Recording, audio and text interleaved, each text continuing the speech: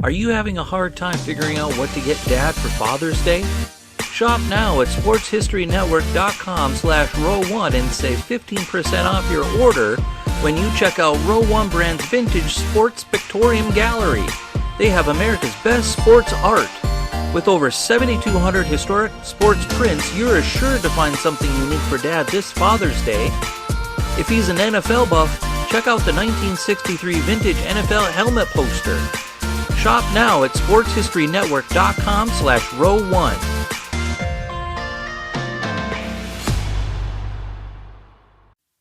This podcast is part of the Sports History Network, your headquarters for the yesteryear of your favorite sport. You can learn more at sportshistorynetwork.com. Hello, old sports, and welcome to the Hello, Old Sports podcast on the Sports History Network. It's January, and the NFL playoffs are upon us. To celebrate those NFL playoffs, Andrew and I have developed a month's worth of NFL-themed shows, and what better way to start but with a good list. If you listen to Hello Old Sports, you know that we enjoy a good list, and the next 2 episodes of our podcast will be devoted to the best quarterbacks for each franchise in the history of the NFL. Andrew, how are you today?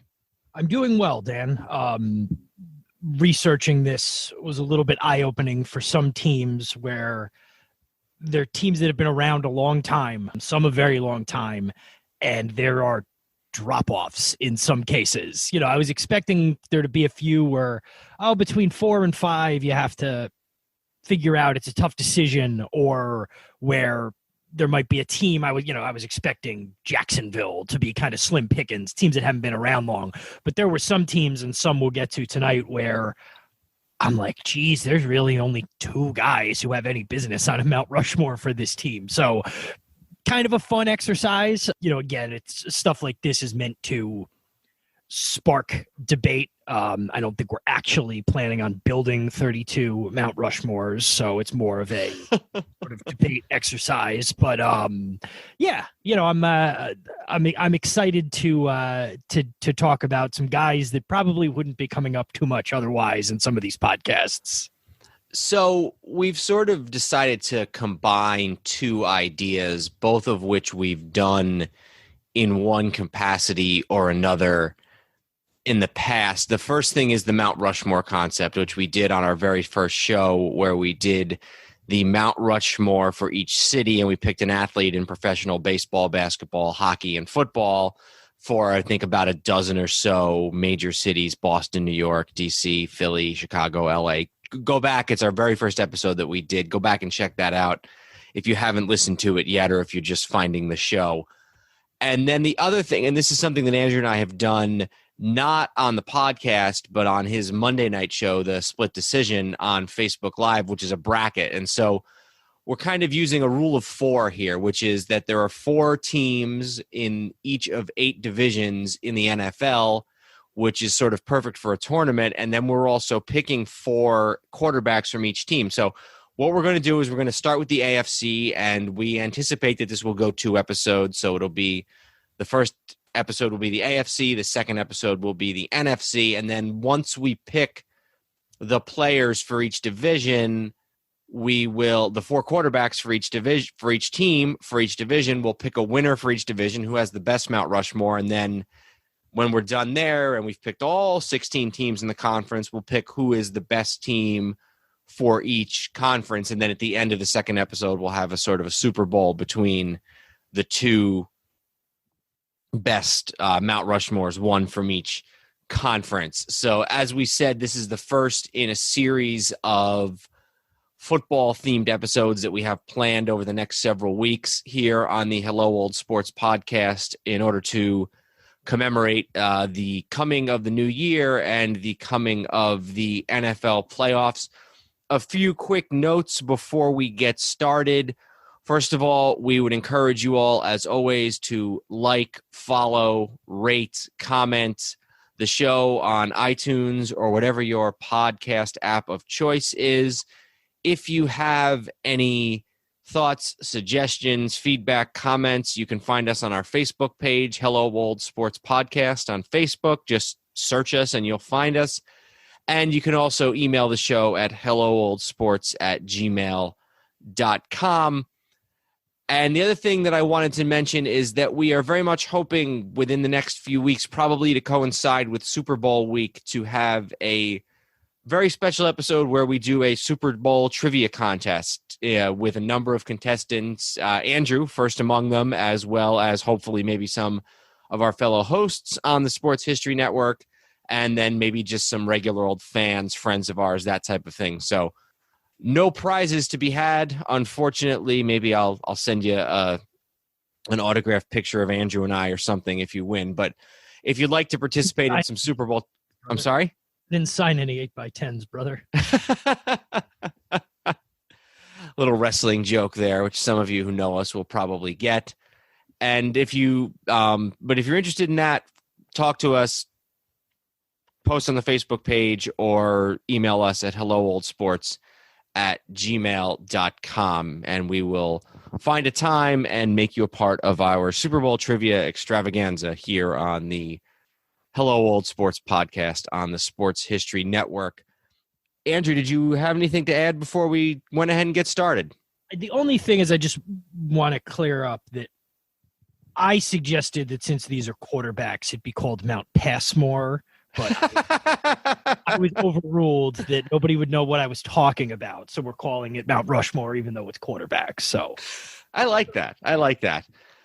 All right. So why don't we go ahead and start in the AFC? And as far as format is concerned, why don't I'll list a team, and then maybe we go through real quick and we talk about who we think the no-brainers are, and then we can sort of debate from there. Does that work for you? Yeah, and we'll go east, north, southwest as nature intended from a division standpoint.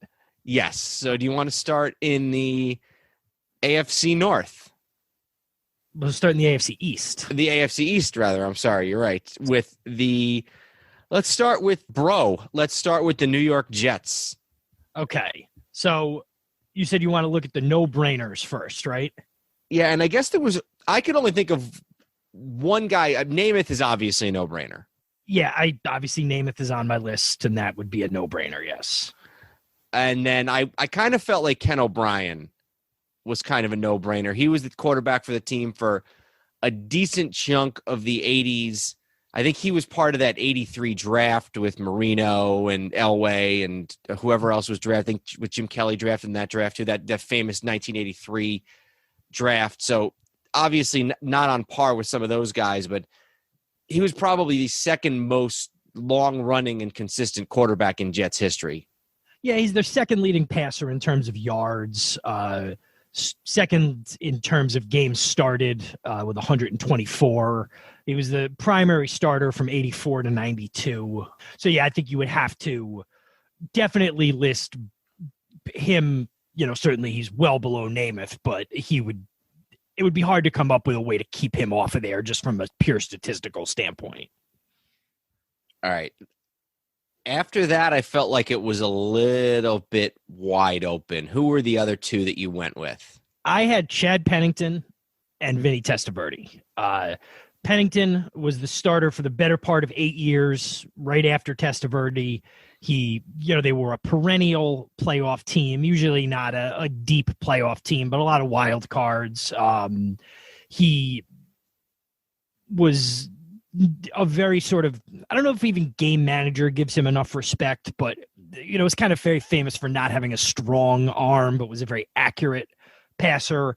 Career winning record, which doesn't sound like much, but as I'm looking at the Jets franchise history, there's not too many guys who have a career winning record. And by the way, neither Namath or O'Brien are on that list as Jets quarterbacks with career winning records. So I had him, and then right previous to him, Vinny Testaverde.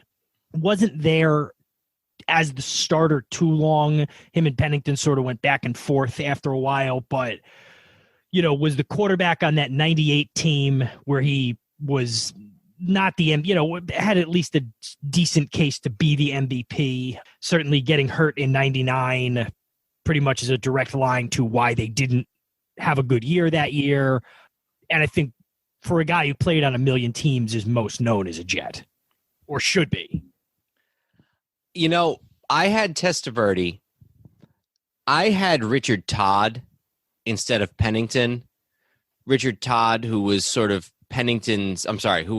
O'Brien's immediate predecessor with the Jets, led them all the way to the AFC title game in 82.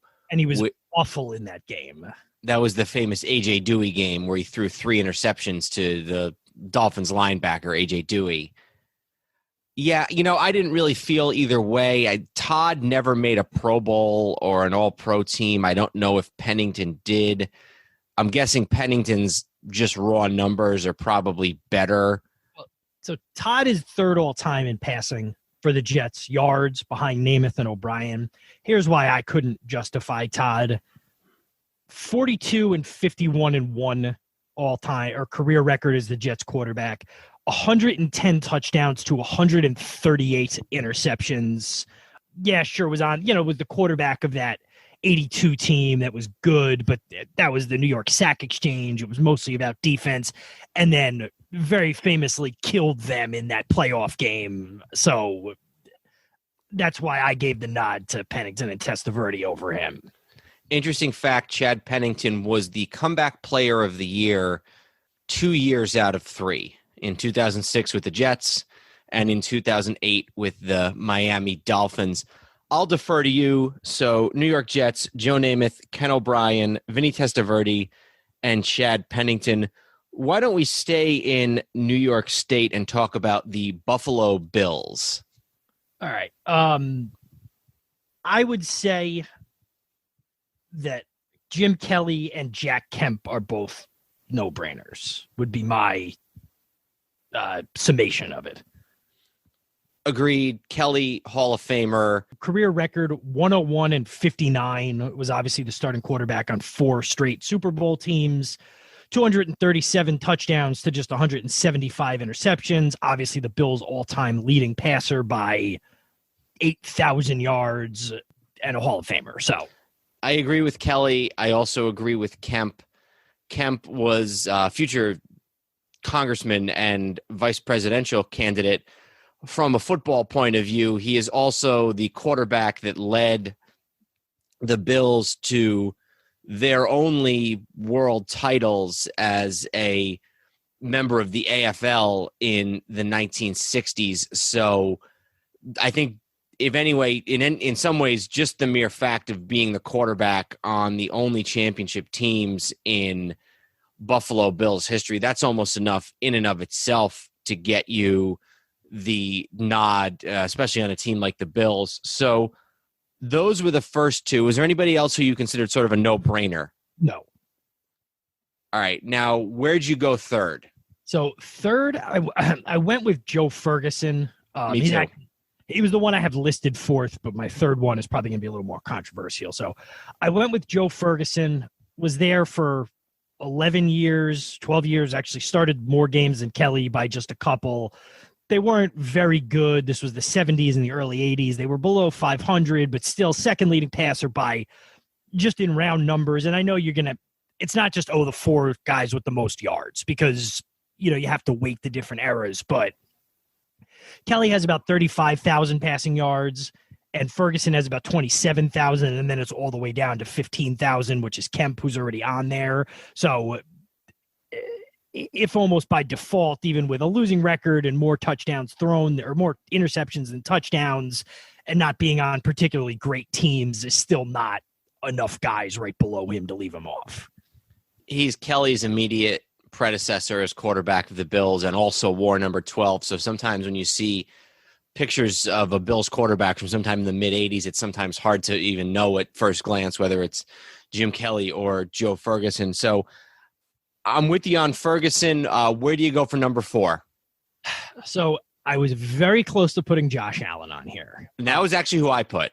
Okay. The only reason I tried not to put active guys who've only been on there for a couple of years, unless there's like Patrick Mahomes is obviously going to be on the Chiefs list, but you can certainly talk me into that. I went off the board a little bit, and I went with Doug Flutie. And the reason is we're also talking about Mount Rushmores. So sort of thinking of guys who, well, I'm not going to, have guys who only had maybe, there's got to be some sort of longevity factor in there and like how good they were.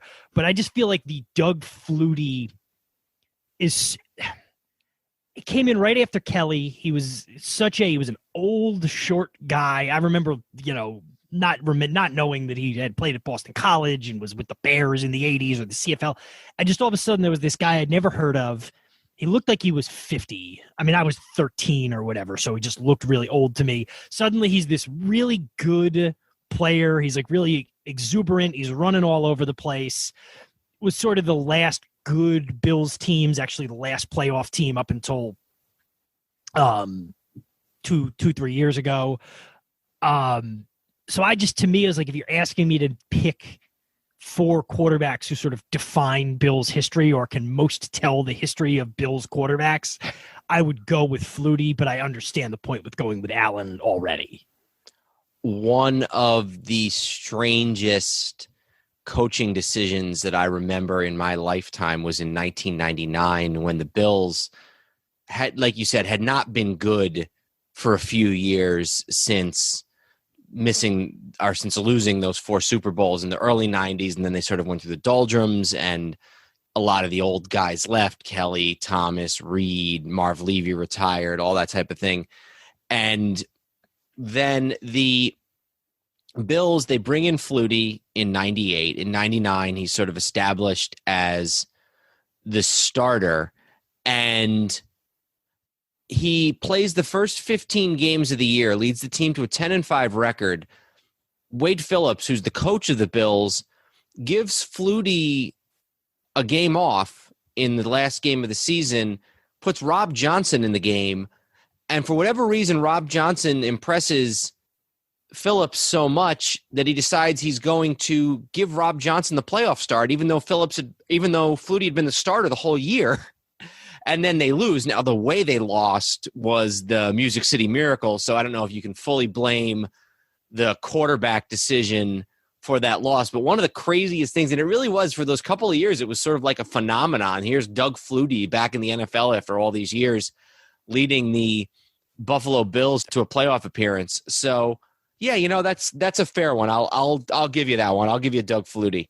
Yeah, again, some of these, there'll be ones where it's like it's a little off the board, but I just feel like if you're telling the story, I feel like I would have him on there. Just for, it was a real flash across the sky, but it was really unlike anything you were seeing at that time or, really since. He was kind of a unique character.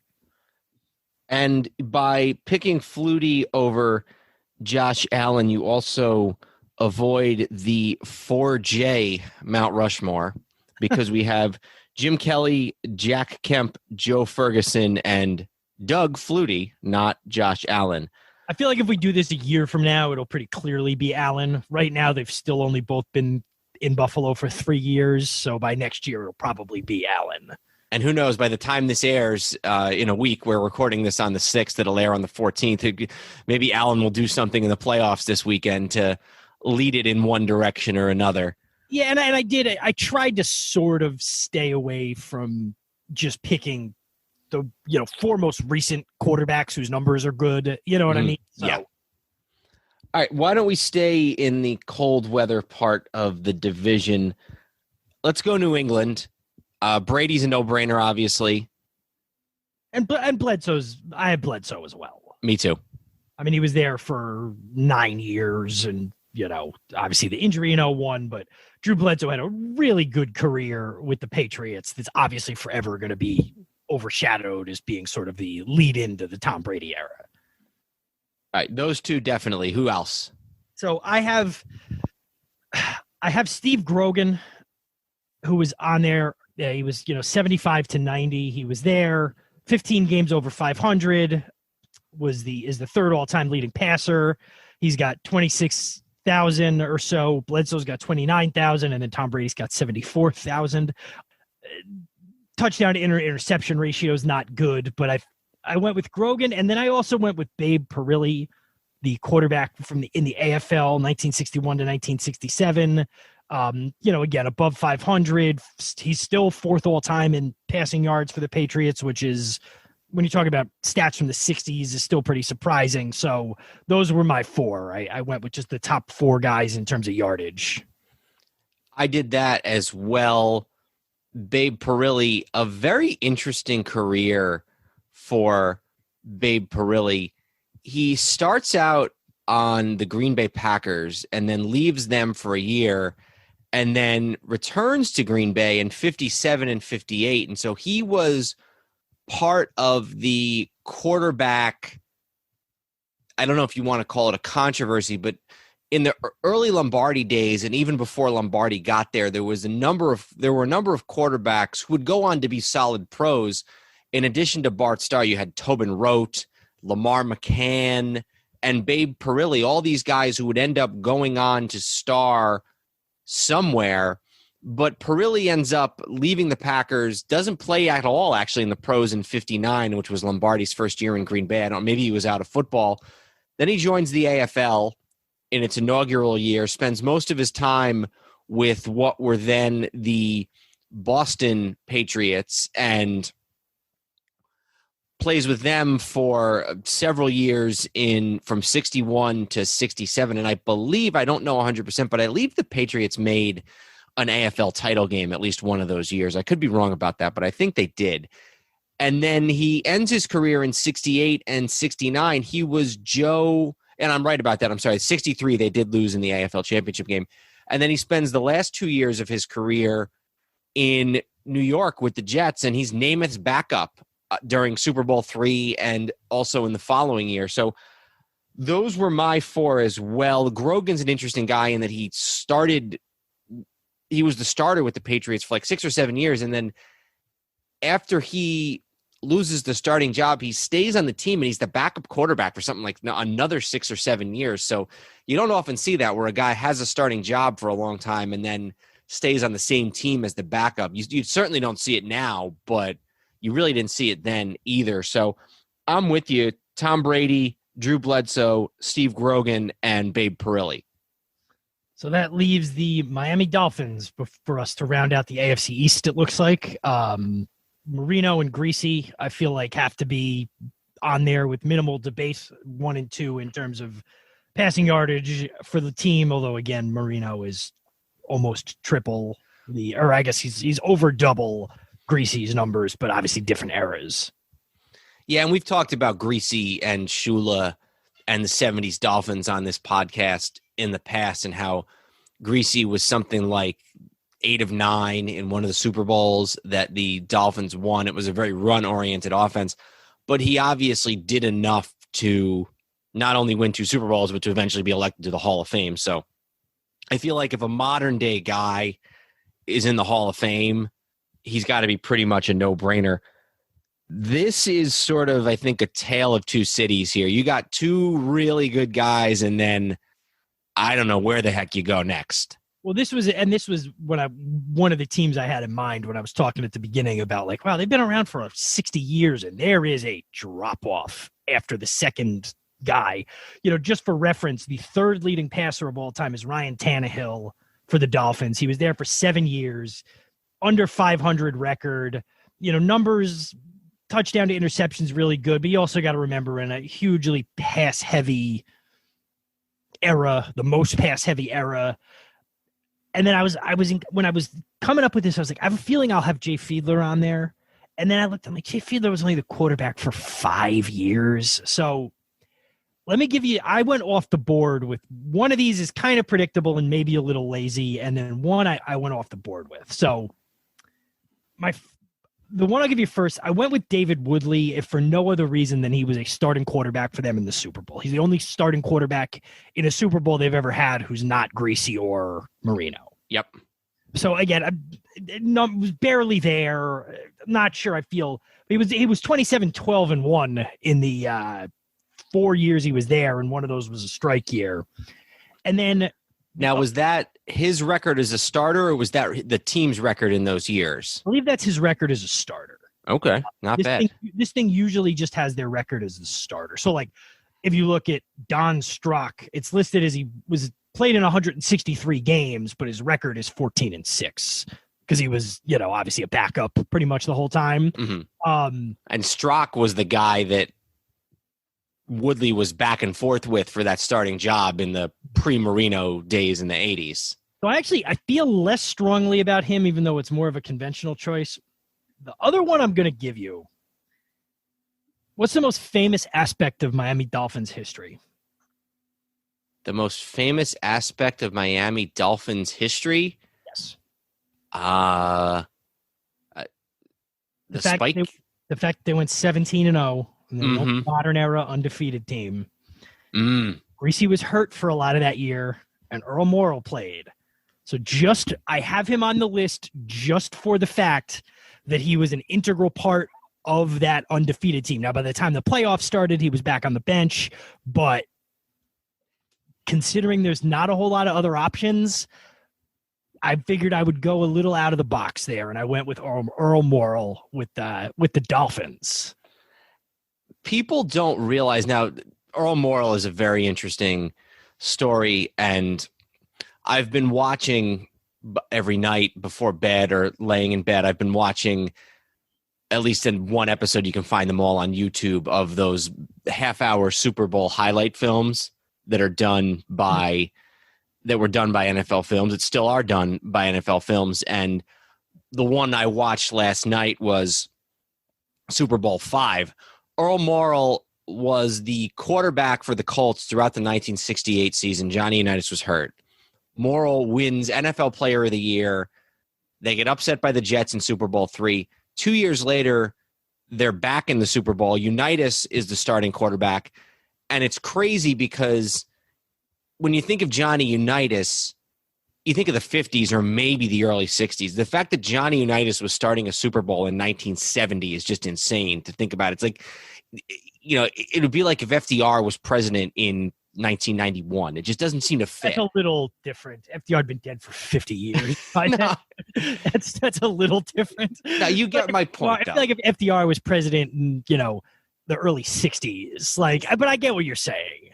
So that was interesting. And then Morrall Unitas gets hurt in that Super Bowl. Morrall wins. Morrall comes in. They win it on a last-minute field goal. And then he goes to Miami. He follows Shula to Miami, where he is the backup quarterback to Griese. His first year is 72, and he is an all-pro in 72 and starts in 9 games when Griese gets hurt. I think people don't necessarily realize just how much of that 72 season Bob Griese missed with an injury. And I believe Earl Morrall, I'm looking here, did he actually got playing time in the first 2 playoff games of the 72 playoffs. They may not have gone to, I think they didn't go to Griese until the second half of the AFC Championship. Let me look at the box score for this first round game against the Browns. Let me take a look at the passing statistics. Yeah, Griese did not play in their first round game against the Browns. And then so they beat the Browns, and then they go to Pittsburgh, and Morrall starts the game, but they go to Griese in the second half, and then Griese ends up starting the Super Bowl. If all you know about those 72 Dolphins is sort of what you see on the Super Bowl highlight film, or the fact that Griese was one of the Hall of Famers on the team, you may not realize that, but Earl Morrall, not only did he play most of the regular season, he was an all-pro at a crazy age. I'd have to look and see what was his age in 1972. He was 38, my age, and he started a playoff game, won a playoff game, and didn't get replaced by a Hall of Famer until halftime of the AFC Championship game. So I had gone with Tannehill and Fiedler, but your choices are definitely interesting. So I fight more for Morrall than I would Woodley, to be honest. You know what? I think that I'm going to give them both to you. I don't feel too strongly about either Jay Fiedler or Ryan Tannehill, especially since neither of the men never really won much of anything. So let's go with Dan Marino, Bob Griese, Earl Morrall, and David Woodley.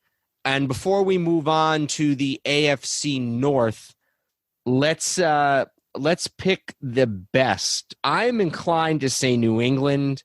Well, that's my question is, I mean, I feel like 1 through 4, the strongest is probably Buffalo, but if Tom Brady at the top, so I think and Bledsoe is a pretty good number 2. I don't think, I mean, Miami with Marino and Griese with 2 Hall of Famers, I guess it's got to be New England but I feel like Brady's doing a lot of the legwork there. Yeah, I think you're right. And obviously this is a little different, say, than when we picked our all-time teams for the Yankees and for the New York National League, because those teams, at least in theory, could have played each other. Mm-hmm. Obviously, matching up 4 quarterbacks against another 4 quarterbacks, you're right. Is it a question of 1 to 4? Is it a question of who wins, who's got the best number 1 and then the best number 2? So that was sort of part of the fun of this for me, is that I thought we would leave it sort of open-ended, but you can go a number of different ways in it. I think that you're probably right in your selection of New England with Brady, Bledsoe, Grogan, and Perilli. All right, so that's that. We're moving to the North now. Yes, let's go to the AFC North. While we get to the North, I just want to clarify a little bit because this is confusing, but we're going according to NFL history record books. So Cleveland gets everything until they left, and then when they came back. Baltimore is just the self-contained, since 1996 Baltimore Ravens. The old Browns go with the new Browns. So just in case anybody's confused there. And if we had to pick of just the new Browns, it would be interesting. Well, there'd be plenty of guys to choose from. I can say that. So just so everybody's clear, that's where we're at on that. Where do you want to start? Let's start with Cincinnati, just because that's a little off the beaten path. Let me pull up my numbers here. I don't know that any of these are clearly much more locks than anybody else. So I'm just going to give you my 4. I have Ken Anderson, Boomer Esiason, Andy Dalton, and Carson Palmer. Those were the 4 that I had too. I don't really see where else you could go. Esiason is probably the best of them. He was an MVP in, I believe it was it 89 or was it 88? Was it the year they went to the Super Bowl? I think it was 88, yeah. He was the MVP. Let's take a look here. He was the MVP in 88, which was the year that they went to the Super Bowl. Ken Anderson, his immediate predecessor as the Bengals quarterback, the Bengals have an interesting 80s in that they go to the Super Bowl in the very early 80s in 81 and lose to the 49ers, and then they go to the Super Bowl again in 88 in the late 80s and again lose to the 49ers. And just as Esiason was the MVP in the Super Bowl losing year of 88, Anderson was the MVP in the Super Bowl losing year of 81. So given the fact that both of those guys led their teams to the Super Bowl and won an MVP in the same year, I felt like they were sort of no-brainers. And then Dalton and Palmer, those two just kind of make it on there. Yeah, but don't sleep on either of them. Andy Dalton was the quarterback for 9 years. He was the most consistent quarterback in terms of they made the playoffs almost every single year that he was there. Or not every single year, but they made the playoffs, I think, more than half the time he was there. He's 9 games over 500 as the Bengals starting quarterback, which is not, for a franchise that's been not great, it's a pretty strong 1 through 4. He's second all time in passing, above Boomer, above Carson Palmer, 204 touchdown passes, which edges out Ken Anderson for most in franchise history. And then Palmer, first of all, if you were going to talk about anybody besides Palmer, you'd be on to Jeff Blake. So it's really not that close. But Palmer, is a great what if story. Came up in 04 after the Bengals had been so bad at the beginning of the century. Comes out of USC at the start of that early 2000s USC dynasty. Gets the Bengals into the playoffs in his second year, which was like unheard of. And then he gets hit by Kimo von Oelhoffen in the playoff game, and his career is really never the same, but he's still there through 2010. 154 touchdown passes, 100 interceptions. A lot of those years he had Chad Johnson, and that was it. Well, he had Houshmandzadeh for a while, but, again, if somebody wants to argue with me about Jeff Blake or John Kitna or David Klingler or Virgil Carter or Turk Schonert, go ahead, but I think the 4 is pretty easy. Yeah, I think you're right about that. Ken Anderson, Boomer Esiason, Andy Dalton, and Carson Palmer. Shall we stay in the state of Ohio and go to the other side of the state with the Cleveland Browns? Yeah, and it's interesting because we're doing the AFC. So for the most part, we're talking about teams that came in no earlier than 1960. But you have the 3 teams that were around in the NFL before that. Now, Pittsburgh is interesting, and we'll get to them because they didn't have much history to speak of before then because they were largely terrible. So the only 2 where we're going like way back is Indianapolis and Baltimore, and Cleveland. And Cleveland's really the one where you're going deep into the archives. What are your no-brainers for Cleveland? I actually think that Kosar is a no-brainer. I think if you look at... Yeah, he's clearly, he's definitely going to be on that list. And then you have to say Otto Graham. People who follow football these days don't know a lot about Otto Graham, but even to this day, when you see lists of top 10 quarterbacks of all time, more often than not, Otto Graham is on there. He was on the 100th anniversary team last year, one of the oldest quarterbacks on that list, him and Sid Luckman. Won 6 or 7 championships, I don't know the exact number, in both the AAFC and then once the Browns joined the NFL. Hall of Famer, played some defense too, defensive back as guides did in those days. So Otto Graham to me is definitely a no-brainer. But here's the other thing you got to know about Otto Graham. So he's still in Browns history second in passing yardage, and he's only second by less than 150 yards from being first.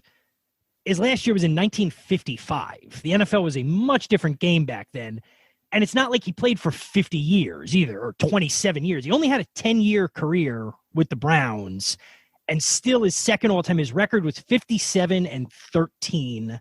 And I know I'm citing wins a lot, and I don't think in the modern NFL to evaluate how good a player is, I don't think quarterback wins are a great stat. What we're doing here, I'm using wins because I think it does factor in where it's very hard to have if a guy, like I was talking about with Tannehill got some pretty good numbers, but they were a 6-10 team the whole time he was there. So again, I don't want anybody to listen to this and be like, God, he's really saying the wins a lot. I wouldn't do that if we were having a discussion right now about whether Ben Roethlisberger is better than somebody else. You know what I mean? I'm using it just to. So anyway, his career record with the Browns, and also obviously if you're a quarterback for teams that are dominant, the fans are going to hold you in higher regard, which feeds into the whole Mount Rushmore thing. 57-13-1, 174 passing touchdowns, again, in the 40s and 50s, 23,000 plus passing yards. So Graham is an automatic. Kosar is an automatic on this list. And then the other 2 I have, or do you want to give me your first 2 or your next 2? Sure. I went with Brian Sipe, who was the quarterback in the early 80s. 70s and early 80s, yeah. 70s and early 80s. And then I also went back a little bit further, sort of right after Graham, to the 60s, and Frank Ryan, who was the quarterback in 64 on the last team ever to win an NFL title. Those are the 2 I have. Sipe is the leader in a lot of the stats for You know how I said Graham is just barely not first in passing yards. Sipe is number 1. He's second to Graham in passing touchdowns. Was the quarterback in the early 80s and 81 in the famous, Red Right 88 against the Raiders when they threw the interception when they could have kicked the field goal to win the playoff game. 80. Was it? Oh, it was 80. Okay. And I say that because 80 was Sipe's only playoff appearance, his only Pro Bowl, his only All-Pro appearance, All-Pro, only time he was on the All-Pro team, and he also won MVP that year. So you know what I could say? I could say, well, it was January of 81, but I hate when people do that. I hate when people say, like, oh, the 87 Giants and that really good defense. I'm like, the 87 Giants started like 0-4 before strike, and then whatever. It's like, well, they won in 87. It's like, no, it was the 86 team. It'd be like, again, we're doing this in 2021, but whoever wins the Super Bowl this year was the 2020 champions. So it's the same thing as people who annoy me if you get like a magazine, like a preview magazine for the year, and it gives you last year's record and it includes the playoff games. So you look and it's like, well, they went 12-6 last year, and it's what? No, they didn't. So anyway, that was kind of a tangent, but a little bit, yeah, but so agreed on all points. Below, because again, if you look below Frank Ryan, you'd be talking about Mayfield, who's only been there 3 years, Bill Nelson, Milt Plum, guys who did not start for long. So it actually, as you look, it isn't. It's pretty clearly those 4. So, yep, Graham, Kosar, Sipe, and Ryan are who I had. Yes, Otto Graham, Bernie Kosar, Frank Ryan, and Brian Sipe for the Cleveland Browns.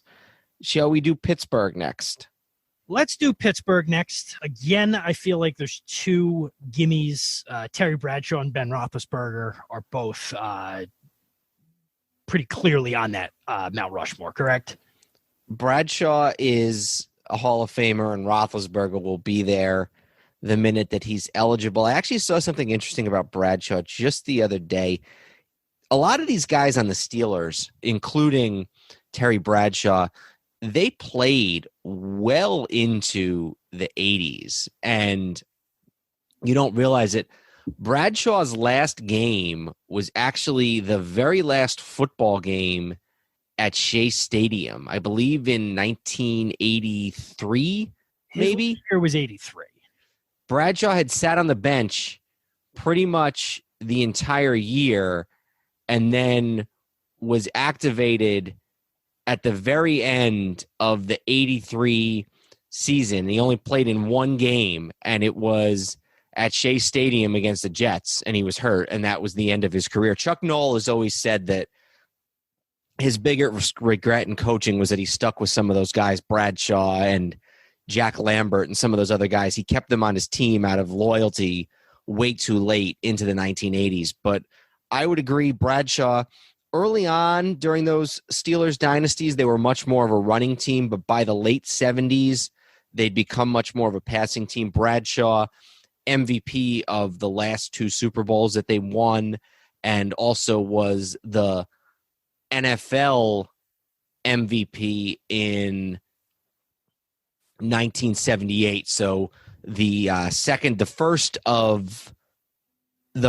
win of the second repeat champions of the Steelers. And like I said, by that point, they'd become much more of a passing team. So definitely Bradshaw and definitely Roethlisberger. Next one I have is Cordell Stewart. Not immediately preceding Roethlisberger, but close. Was for a while a quarterback and also a receiver and some other things. It was called very famously was Slash for a long time, but still started, 75 games at quarterback, won, 45 of them, 46 of them. Is the 3rd leading passer all time for the Steelers. And then when you factor in also the running, I'm going to guess he had more rushing yards than Ben Roethlisberger or Terry Bradshaw put together. Terry Bradshaw had 2,700 rushing yards. There's no way am I looking at the right thing? 2,700? No, what am I looking at here? Never mind. The thing reset on me. I thought I was in the rushing category, and never mind. His career rushing yards, you've got me curious now. Career rushing yards. No, you're right. 2,257. Okay, I was still looking at the wrong thing, but I was looking at how many yards he's been sacked for. They're about even. The fact that they're about even makes sense. So to me, Stewart is on there, had a nice run with the Steelers, sort of pales in comparison to the first two guys we were talking about, but still to me is deserving of a spot there. And he was sort of the first guy that I remember in the modern era who was really used like that. And it was only for 2 years. It was really just 95 and 96.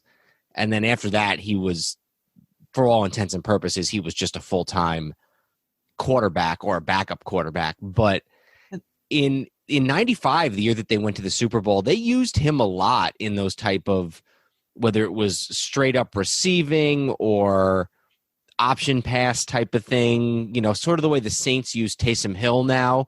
So it was really in the mid 90s. It was kind of eye opening the way that they utilized him. And I, just lost my train of thought, but I'm trying to. Oh yeah, they were a contender for a long time. They didn't get to any Super Bowls with him as the starter, but they had a bunch of AFC Championship game appearances. Sort of the knock on those early, or really most of Bill Cowher's tenure with the Steelers was they lost a lot of AFC Championship games at home, but they were still getting there, and he was the quarterback for those teams. I think '97 they lost to Denver, and '01 they obviously lost to New England, which was nobody really remembers that game because the week before was the Tuck Rule snow game, and then you had the Super Bowl 2 weeks later. But they were there a lot. They were good a lot. So I think he goes on the list, well below the top two, but is comfortably on the list. And who we going fourth? So I've tried to find a reason not to include this guy, to be honest, and I'll explain myself. I have Neil O'Donnell on here. And the reason I tried to find a reason not to put him on there is because, again, like I was talking about, Doug Flutie was there only a couple of years, but he's like so associated with, just that brief sort of like flash across the sky with the Bills. I'm a little hesitant to put a guy who's I bet if you ask almost every Steelers fan, if you say the name Neil O'Donnell, their most immediate memory of him is a negative one, which is the interception in the Super Bowl against the Cowboys. So at first I was like, man, I don't know if I can put him on this list. But you look, and again, I will go back to, I don't know what the alternative is. The next closest guy to him in a lot of these stats is like Bubby Brister. O'Donnell was still nearly 20 games above 500, was the quarterback on those early 90s Steelers teams who kind of dug them out after, you mentioned in the 80s, kind of running with some of the old guys for so long. Numbers don't blow you away, but still a lot more touchdowns and interceptions, 12,000 passing yards. Again, I was hesitant, but there's really, unless I was going to put Bubby Brister on, I didn't know. I felt like he has to be on there. He was bad in Super Bowl. What Super Bowl would that have been? Super Bowl 30 against the Cowboys. Throws 3 interceptions.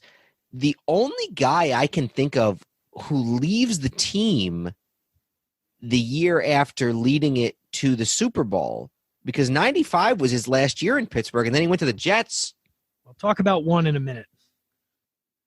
But usually it's, and what you have to assume is that he was asking for money. He was asking for a long-term contract, and they didn't want to pay him, which is really rare for a quarterback to lead his team to the Super Bowl as a starter. We're not talking about a guy who was a backup and played 5 or 6 games and just happened to be there like a Nick Foles type of thing. This was a guy who had been the starting quarterback for a few years, led the team to the Super Bowl, and then they didn't want to keep him around. They didn't want to pay his asking price. The only other one that maybe popped up to me just a little bit was Bobby Lane, who was a great quarterback with Detroit and then played the last few years of his career with the Steelers, but he was really kind of a shell of himself by that point. But yeah, I mean, the thing is that Bradshaw and Roethlisberger have, taken up so many years. They're probably almost close to combined 25 or so years between the two of them, that it's hard to find anybody else. So those your four were my four as well. Terry Bradshaw, Ben Roethlisberger, Cordell Stewart, and Neil O'Donnell. All right. So let's go to Baltimore. And again, just to reiterate, we're starting with 1996 Baltimore. So, just that run. It's been a pretty good 25-year run, but it has not been one that's been associated for the most part with offense. And when it has been offense, it's mostly been running. You think about Jamal Lewis, you think about Ray Rice for his brief tenure. So quarterbacks is going to be a little bit of slim pickings maybe. This is very slim pickings. To find four. Joe Flacco was a no-brainer. Joe Flacco was the quarterback for a decade, won a Super Bowl, the Ravens have won. Let's see how many games the Ravens have won. He has won 96 games for the Ravens. That's well over half of the games the Ravens have won in their history, if I'm doing the math right. Or it might not be well over half, but it's damn close to – it's over half. I saw him play in college, Joe Flacco, at the University of Delaware. He was my friend was a University of Delaware alumni, and I went to a Delaware game with him in 2006. They were playing Towson, and Joe Flacco was the quarterback. And if you had asked me that day, are you watching a quarterback who will one day be named a Super Bowl MVP? I would have said absolutely not. But, yeah, he ended up doing it for quite some time. 2, 3, and 4 on the list in all-time passing yards for the Ravens are in the 7,000s. He's got 38,000. 212 touchdowns. The next closest guy has 68. So he's easily on the list. On that same note, Lamar Jackson is also on my list. Again, I said I would try to shy away from guys who are on, have only played in a couple of years or whatever, but Lamar Jackson's been the starter for 3 years. He's already won an MVP. They've made the playoffs, I believe, all 3 years. He's been the quarterback. He's actually only been the full-time starter for 2 years because in 2018, Flacco was still there. He's already second on their all-time list for wins as a quarterback. Fourth all-time in passing yards already. He's been there 3 years, and then you factor in the running. So I don't see how you can leave Lamar Jackson off. Do you have him on your list as well? I do. One MVP. None of their other quarterbacks have come anywhere near close to winning an MVP. So if he retired tomorrow, he'd still be the MVP. And I think with how much time Flacco was the starter, you don't have a lot of guys who've been their starter for 2 or 3 years. So this is not recency bias. Jackson definitely, just based on what he's done so far, belongs on there. All right. Number 3, I have Trent Dilfer, who was only their quarterback for a year. And I'm not just going to go, well, he won them a Super Bowl, but give me more guys who belong on there over Trent Dilfer. He was there a year, won a Super Bowl, was 7-1 as the starter in the regular season, and then obviously 3, if not, I think 4-0 in the playoffs because they were a wild card that year. Played very well in the Super Bowl against the Giants. I know it's a bit of a stretch, only 1 year, but if it's going to be a guy who was there 1 year, that's a pretty damn good year to have. Give me your 4th. My 4th is Steve McNair. Again, only there 2 years. To me, the only other comp is Testaverde, who was there their first 2 years, 96, 97. Testaverde's got several thousand more passing yards. As I'm reading this, I'm going to have a hard time not going with Testaverde over McNair, to be honest. The thing that made me shy away from Testaverde at first was the record. And I know it was basically an expansion team and not his fault, but he won 8 games. You put him Mount Rushmore. Dilfer won more games, and Dilfer was only there a year. The only reason I can't really go there with you with McNair is it's really 1 year. He's a starting quarterback in 06, and then in 07 he only starts 6 games. Yeah, as I'm reading it, I can give you – you had Testaverde? I had Testaverde. All right. We'll go with Testaverde. Did you have Dilfer or – I actually did not have Dilfer. I thought about it very hard. I actually had Kyle Bowler. I think that was based more on the fact that he was the starter, or at least was on the team for many years.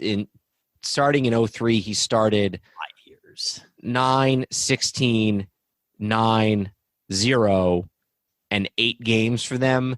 He's among the leaders in passing yards. And again, that's because it's a young franchise. It does not seem they did not ever make the playoffs under his time there, or at least he never appeared in a playoffs in 2006.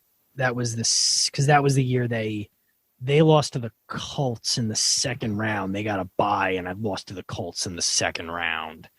So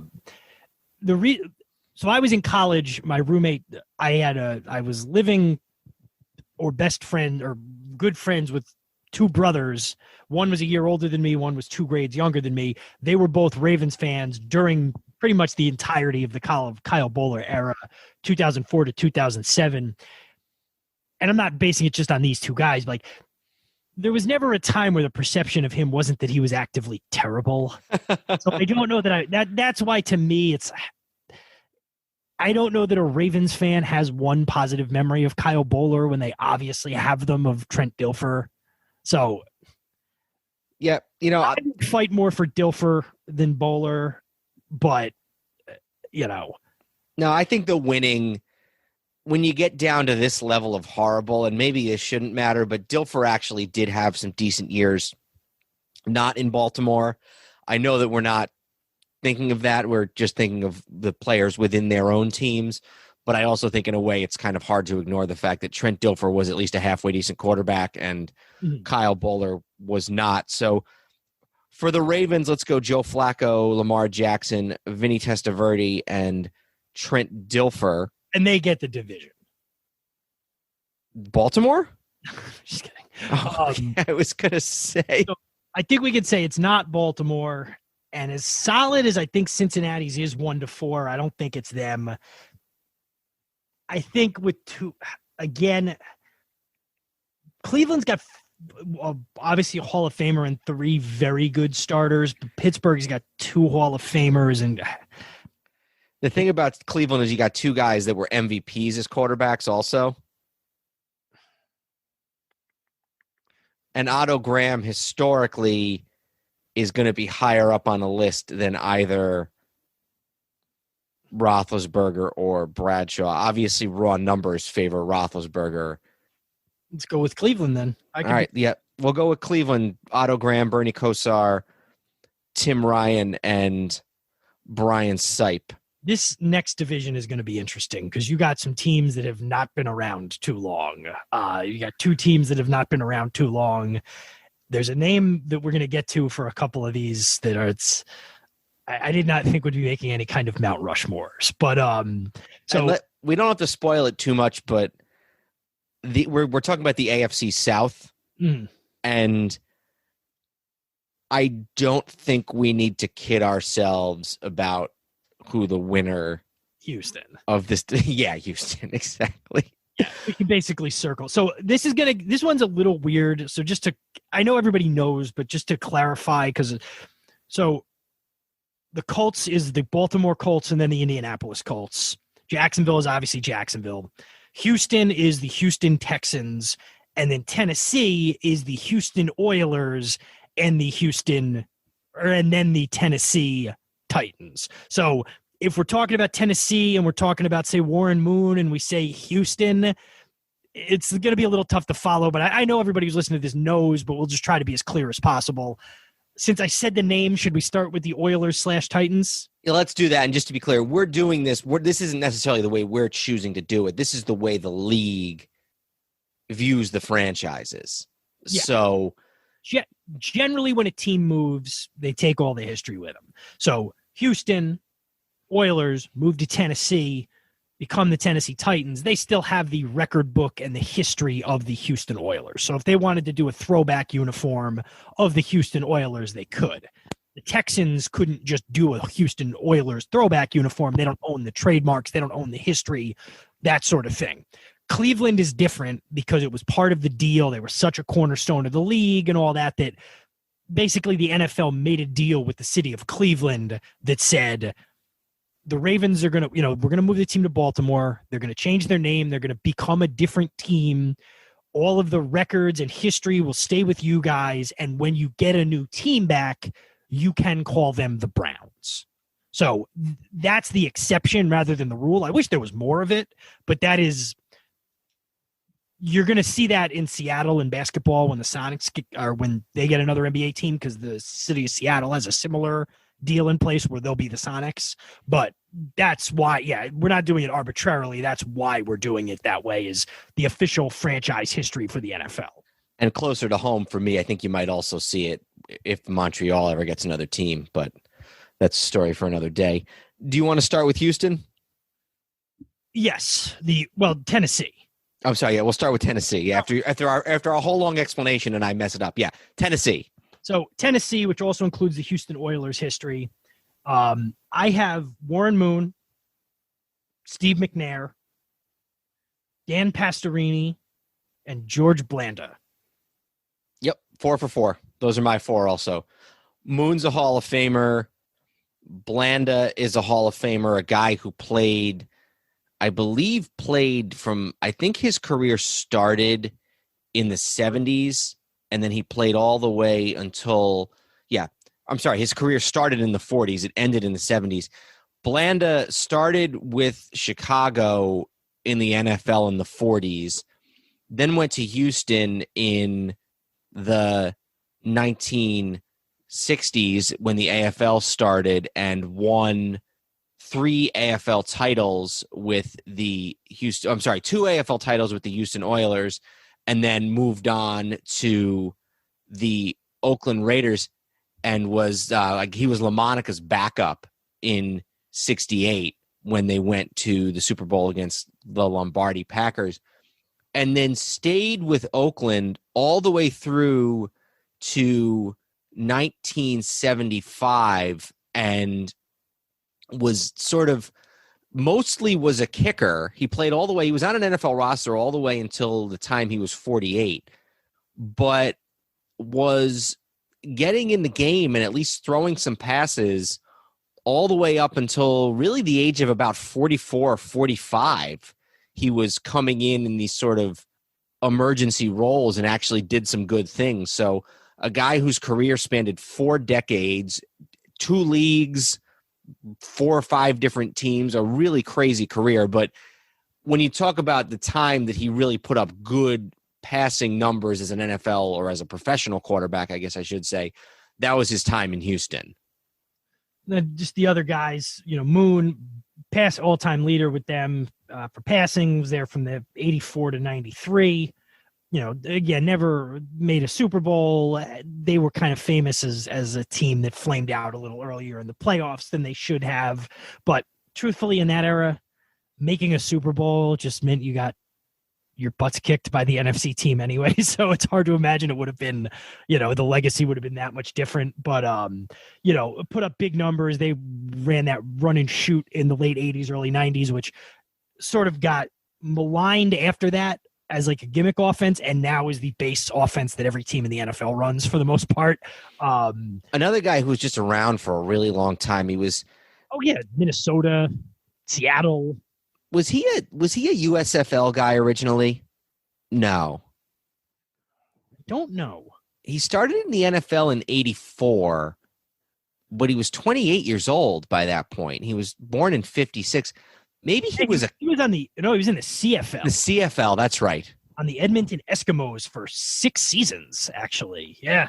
And played after he left the Oilers, 3 years with the Vikings, 2 years with Seattle, and then 2 years with the Chiefs, which I had no recollection of. I remember in 2000 when he started that game for the Chiefs. I was a senior in high school, and I remember my friends and I joking, can you believe that Warren Moon started an NFL game in the year 2000? McNair, 95 to 05, was there from the Houston time through Tennessee, the brief Tennessee Oilers, and then into the Tennessee Titans, was the quarterback of that team that went to the Super Bowl and lost, was a yard away from tying it up against the Rams. The only Super Bowl in franchise history. I believe split the MVP in maybe 02 with Peyton Manning. Definitely split an MVP with Peyton Manning. I think it was 2000 and maybe it was 03, but somewhere around then split an MVP with Peyton Manning. 156 touchdowns to 103 interceptions. This is just with the Oilers and then the Titans.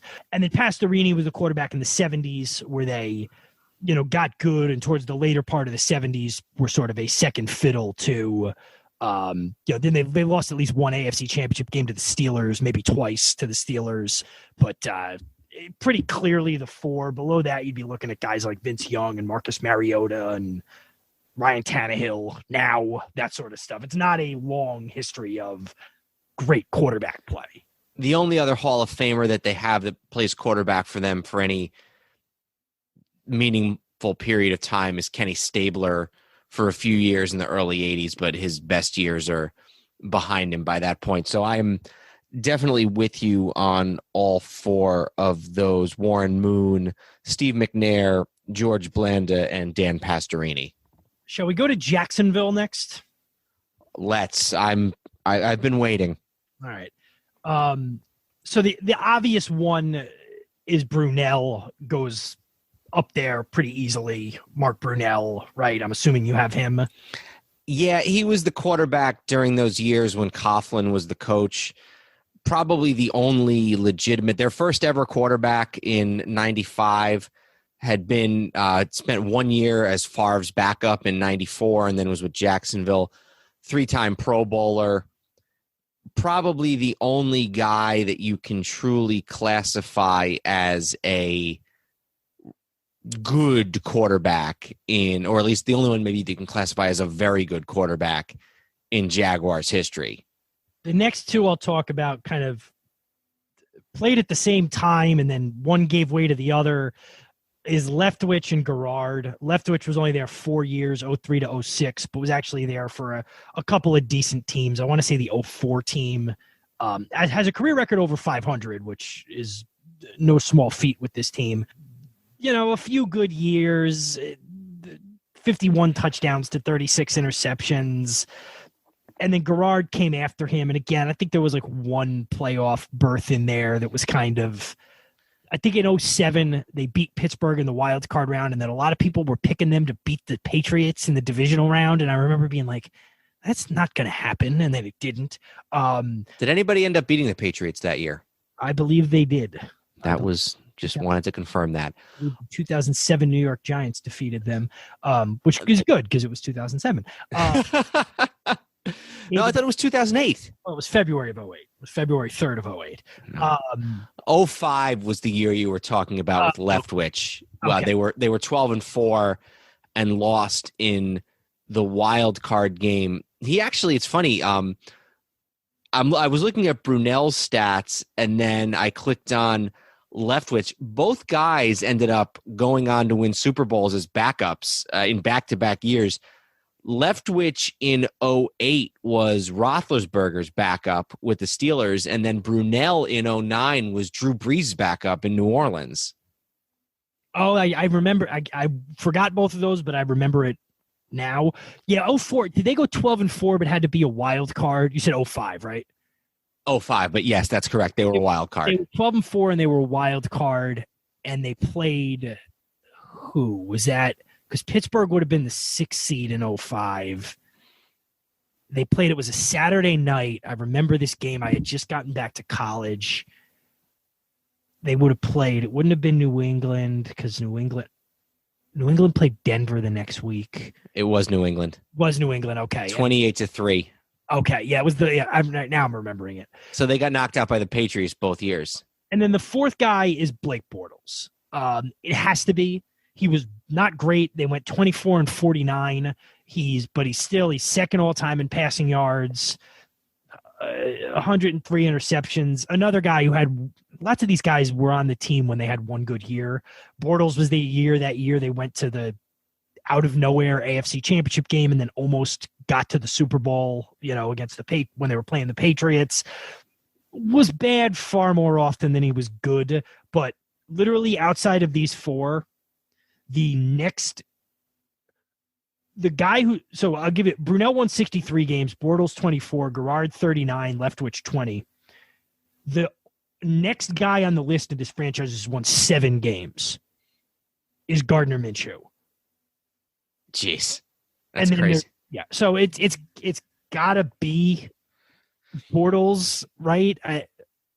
And Leftwich, I wouldn't be surprised. Leftwich, you could see him as a head coach one day. He's the offensive coordinator in Tampa right now. So, and he's 5 years younger than the quarterback that he coaches there. But yeah, don't be surprised if you see Leftwich as a head coach somewhere someday. But you're right. That was my 4 as well. Mark Brunell, who's the no-brainer, Byron Leftwich, Blake Bortles, and David Garrard. All right, let's do Houston next, the Texans, and then we'll finish off with Indianapolis. Does that sound good to you? Yeah, and I have to say, as bad as Jacksonville was, Houston was worse. Yeah. So Deshaun Watson goes on the list. He's been there for 4 years. He's probably the best quarterback in franchise history already. Maybe the next guy I'll mention. Deshaun Watson's on the list. And then Matt Schaub, who was the quarterback from 07 to 13. The Texans, during a lot of that stretch, and really for a lot of the last 10 years, the Texans are very good at every couple of years going 10-6 and winning the AFC South, and then playing the Saturday at 4:00 wild card game against, another wild card team that nobody talks too much about, but that's still, he's easily there. So Schaub and Watson have to go. David Carr was their first quarterback from 02 to 06, first overall pick in the draft. Very famously in 02 was just, let me see how many times he got sacked in his career with them. Was sacked. Oh, shoot. You want to guess how many times he was sacked? In 5. He played in, let's see how many games he played for them. He played 76 games for the Texans. For reference, along those lines, Matt Schaub played in 90 games and got sacked 160 times. So how many did Carr play in? So Schaub played in 90 and got sacked 176 times, I said, right? Mm-hmm. Carr played in 76 games. And how many times did he get sacked? Carr got sacked 249 times. Oh my God. That year 02, I'm going to pull up his 02 stats. He got sacked like 8 times a game. I remember there was like a couple of years later when I was in college, there was like this website where they put up like funny football cartoons or whatever. And they had a David Carr pocket generator game where literally you'd like be him and you'd pick like call a run play, call a pass play, drop back. And then as soon as you snapped the ball, you just got sacked no matter what you picked. So in 2002, he started 16 games. He was sacked 76 times. So that's almost 5 times a game. And then 05 was not much better. He was sacked 68 times in 05 in 16 games. And he played in all 16 games both times? Those 2 years, yeah. He missed some games in between. Well, you figure just getting sacked that many times, you'd think a guy would get hurt at some point, but or just get tired of it. So yeah, and then before you go, I just want to say that we have now picked the only 3 guys who were the starting quarterback for more than 1 year. Yeah. Oh, and by the way, David Carr, another guy who won a championship ring as a backup quarterback with the Giants, right? No, in 11, yeah. Yeah, in 11, that's right. So it's crazy. Be a bad quarterback or be a slightly less than terrible quarterback on a bad team, and you'll eventually get to be a backup quarterback on a Super Bowl winning team. And the final one, and this is the definition of by default, like you said, that you start to get it.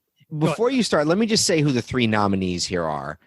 It's Ryan Fitzpatrick. It is Brock Osweiler, and it is Brian Hoyer. Brian Hoyer, another guy who was a Super Bowl champion eventually. His would have been in 18 when he was back with New England and was what year did the Patriots win the Super Bowl? 17 they won the Super Bowl. No, 18. 18 Osweiler was with the Broncos in 15. Okay, so Osweiler won a Super Bowl with Manning. We know that whole thing. And then Hoyer won a Super Bowl in 18 because 18 would have been the year that the Patriots beat the Rams. So another guy who won a Super Bowl. So anyway, Brian Hoyer, Brock Osweiler, and Ryan Fitzpatrick. Those are sort of our last three choices. You'll even out Sage Rosenfels, who started 10 games for them and is fourth all time in passing. Is that who you went with? I did just because who cares? You can feel free to talk me out of that. I went with Osweiler.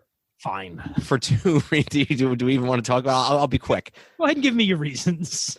Two reasons. First of all, he made the playoffs. Okay. They were 9-7 in 2016, won the division, and then lost in the first round of the playoffs. And then also just the fact that Osweiler, after the 15 season when he was with Denver and Denver won the Super Bowl, and there was a whole thing, well, he was the starter for a good chunk of the year, and they benched him and they brought Peyton Manning back. He was at least to some extent sort of a valuable commodity in the NFL going into 2016. So weak logic, I'm guessing, but for those two reasons, I went with Osweiler. Fine. That's fine. All right, so our four for the Houston Texans, we have Brock Osweiler, we have Matt Schaub, we have Deshaun Watson, and we have David Carr. Correct. So we're on to the Indianapolis Colts, and I feel like in a lot of ways this one can probably be quick too, because I thought this is the first one we've had so far that I really thought that there were three no-brainers.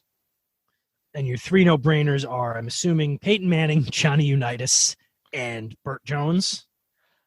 You know, I said Andrew Luck was a no-brainer. Okay. I mean, he was my fourth. I just didn't know how you were ranking them. And I didn't really rank them, but those were just... Now, obviously, Luck's career is not what people thought it would be in 2012. Remember during the whole 2011 season where teams were basically falling over each other? They did the whole suck for luck thing where everybody was trying to get as many losses as they could, which is just to sort of go into a modern piece of commentary here.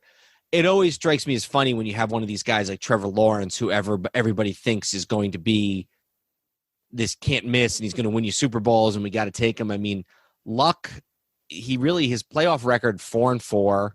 He retired way young, before the age of 30, which would not have been anything anybody would have expected. So you never know, even with these guys who are considered these can't miss quarterbacks. But I do think that from the point of view of the Colts, Unitas and Manning are two of the greatest quarterbacks in the history of the NFL, and Luck gets on there as well. And then another one, Burt Jones, who was an MVP I believe he was the MVP in 76, I think. 76. Yeah, that's exactly right. Whenever I take one of those NFL MVP quizzes, he is one of the ones I usually miss. He's another one. His only Pro Bowl and his only All-Pro year are all in the same year, 1976. Never wins a playoff game. So, yeah, I didn't consider Jones as much of a no-brainer. He probably gets on there. Honestly, if you maybe wanted to make a case for Earl Morrall there, you could potentially do that. But that you could. The only reason for that, I mean, he was as the starter for them. He lost 3 games. Was obviously the MVP. But to me, it's if you're again, what is the? And I know it's a different city, and it was 60 years ago, so you probably couldn't even find one of these. But if you went up to an average Baltimore Colts fan and asked them about Earl Morrall, what are they going to say? Agreed. No, I agree. Well, they're going to do it. No. They're going to say Super Bowl 3. Don't just say agreed, because that would be a weird thing for them to say to me. I phrased that. So yeah, it's Luck. The only knock on Luck is it's weird to have a guy on here whose career was disappointing. Now that speaks to how high his expectations were, and his career was disappointing mostly because of injuries. Agreed. There was nobody who I think he was as good as advertised when they drafted him. And for years after that, it's just that he got injured so much that he decided to call it quits. So he does belong on there. It's just a little bit, again, I feel like an average Colts fan, there's always going to be that tinge of, man, it would have been nice if it worked out. It's kind of like, it's not an apt comparison, but how like, you know, a Nick fan, like you talk about Bernard King all the time, and it's like, did some awesome things, but man, if he could have stayed healthy. And I mean, I know it's not the same sport and it's a different injury. What King was one gruesome injury versus a series of injury, but it's just a little, it's tinged with that sort of remorse. You know what I mean? Well, honestly, in some ways, Ewing is analogous too, because he was a guy who everybody knew was going to be the first round draft pick. Everybody wanted him, and then he had a very, very good career, but not the legendary career that people thought he might have. So let me just real quick, just to make sure everybody knows. So for the Colts, we've got Peyton Manning, Andrew Luck, Gianni Unitas, and Burt Jones. And I think that we can probably safely say that it's going to be the Colts out of the AFC South. Yeah, and to be honest, as you look at this, the Houston Oilers, I mean, you can't kill Jacksonville and Houston too. The Jacksonville and the Titans are both only 25 and 20-year-old franchises, respectively. So we had some fun with it. But truthfully, I mean, it's a weird thing to think about. Like, if you had to come up with some of these teams, what would the Patriots Mount Rushmore since 2002 look like? Yeah, Brady, Matt Castle, Cam Newton, and Garoppolo. Yeah, so it's not much time to choose from. So we're having fun with it, and neither of those franchises exactly look great from quarterbacks, but we understand there's not much time in there to. Same thing with Baltimore, really going back to the 96 or whatever. So it's easily Indianapolis. Although the Tennessee Titans / Houston Oilers have some have a pretty not competition to the Colts, but it's not a bad four there. Moon, McNair, Pastorini, and Blanda. And honestly, I think it's the all-time legendary status of Unitas and Peyton that get the Colts ahead, because both have two Hall of Famers. The Colts just have the two better Hall of Famers. Gods, yeah. So we now go to the AFC West, which is, you talk about the AFC West, and AFC West has always kind of reminded me of the NFC East, where it's like teams that have been rivals forever. You know what I mean? Oh, yeah, it's the old AFL. Yeah, basically it's the old AFL. Because the other four teams that are left from the original AFL are the Jets, the Titans, who've gone through a number of different iterations, and then who are the other two original? New England and Buffalo, right? New England and Buffalo, you're right. Yeah. But you don't think of them as much in this sort of AFL vein. Maybe also because some of these teams, particularly the Chargers and even the Chiefs to a certain extent, some of their best moments were when they were in the AFL in the 60s. Yeah. And then Miami and Cincinnati came in towards the end of the AFL, and that was the 10-team AFL. Where do you want to start with this? Let's start with the one that's probably going to be the weakest. Let's start with the Chargers. All right. Another one with two easily, which is Rivers and Fouts. And is John Hadel easily, or I mean, I have John Hadel on there, but I didn't know if you would classify that as a no-brainer.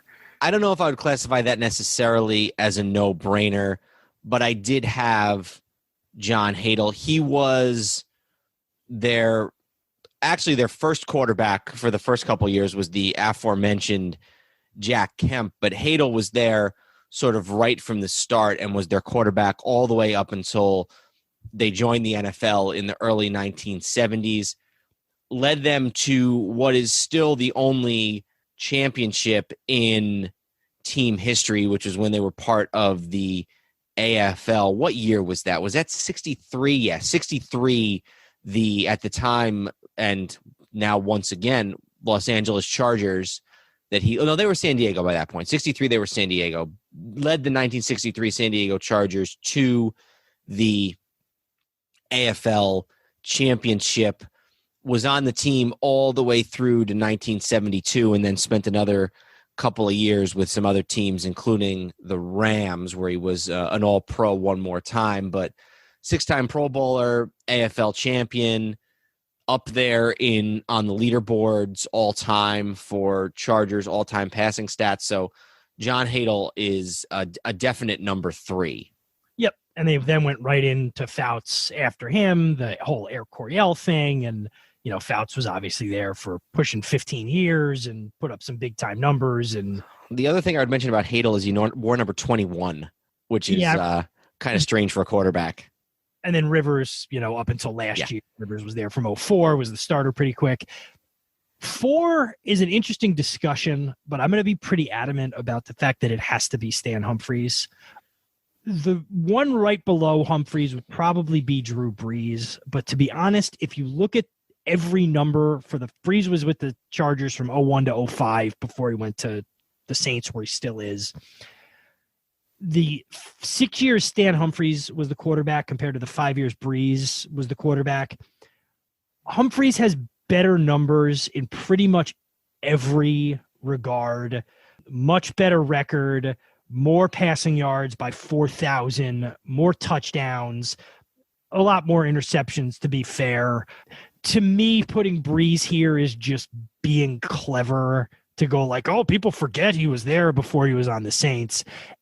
It's Stan Humphries to me, and I agree numerically, but you couldn't make the case for me for Brees beyond if you couldn't count anything that happened after he left the Chargers. Agreed. I had actually gone Fouts, Rivers, and Hadl, and then this was the very last one I picked, and I think I was just feeling kind of rebellious, and so I actually put Justin Herbert on there just because I figure he's known as somebody who's got great potential, but that was probably just silly. So maybe in a year. Maybe in a year. That's true. But I have no quarrel with Humphries. Was the quarterback the only time the team has ever been in the Super Bowl. So I'm fine with Dan Fouts, Phillip Rivers, John Hadl, and Stan Humphries. All right.